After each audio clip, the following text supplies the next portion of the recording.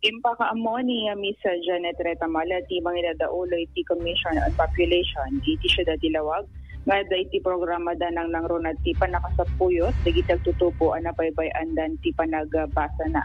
Kinunana da iti katiti about to drop out nagbibinuligan na ti City Social Welfare and Development Office kaniti Department of Education pakairamanan ti opisina dakin imbatad na hada iti 50 ket siyam a beneficiaryo kada iti programa tapnon matulungan ken makapagtuloy da nga agbasa nang nangruna iti pag-flete da ang mapan iti pagadalan. Dinggen tayo man iti paseti na panagasarita. Nga rin tay Lardos about to drop out ng student. Apel about to drop out na tayo. Kasi kaya tayo nga i-restore ida. Kaya tayo nga bumangon da. Kasi dagiti talaga nag-drop out. Handa talaga kayo dagiti. Iso nga dagito nga about to drop out ng estudyante.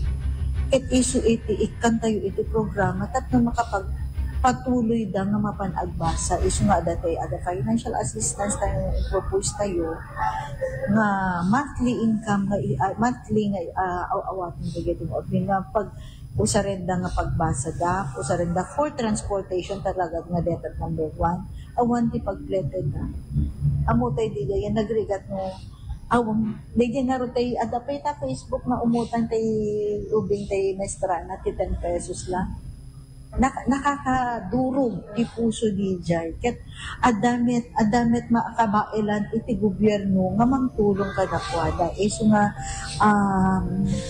yamanen mit adda kayo nga taga media nga mangiwan-wan mangi disseminate kada dito ubing nga adagayam kasi nga programa ket no qualified da mapandalaing ni focal tayo ni Jermaine Sebastian or yan ni Ma'am Perlita Cabello kasi dito nga pundo ket aga po yan tay God Fund tayo. At the social service. Yes. I think it's 59 the beneficiaries tayo no nakadiri tuwin about it. Amo yun Tinawag City ko na dangamin ado iti agdag outed yan tila we have to consider nga tinag-agbas-bas sa Tilawag that it's not only from Lawag City based on agpay-peso nga dakkel because this is the city but the recipients tayo syempre from other LGUs ngem sapay ko mata other LGUs met agad tulungan damit digiti estudyante nga kasi tapno no samsam kami sa tayo nga mabeneficiaran amin kasi dati agad Lawag City lang natin mapantay kan kay laeng.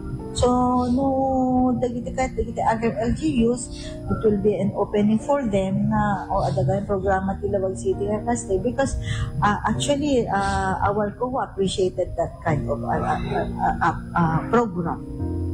Kasi iti Ilocos Norte datay lang kami tayo tila pagkakasli. Paset ti panagasarita ni Miss Janet Retamala ti manginadaulo iti Commission on Population iti Siyudad ti Ilawag. Alright, napintas dating programa Idol Joan tapno duo kasaritak man ni Idol Joan. Ayan, kadi kita nga gundawa ita maapap manong kami ti bilang diri out of school youth Idol Joan? Ada ti bilang na Idol Bernard ket makon-consolidate pa ilaeng ada ti 59 nga initial nga beneficiaries na dito nga programan Idol Bernard. 59 o dudamot apay anat reason gid duma apay dida nga nakapagbasa marigrigat wenno na baybay-an tinanang kentatang wenno anya wen ada aminen Idol Bernard laok ti panagbiya kinaawan trabaho dagiti naganna ken dito yen panakaibarkada da Idol Bernard. Okay. Yun na sulisog dat barbarkada. Pagalalan ti pondo ti Kastoy, Special Education Fund from Office of the Mayor, Kajay? Gender and Development Fund. Gender and Development Fund. Okay. All right. Go ahead, Idol Joan. Damag iti Siyudad Ilawag, kadwa iti 99.5 at Ilawag, Idol Joan, iti tatak, correct?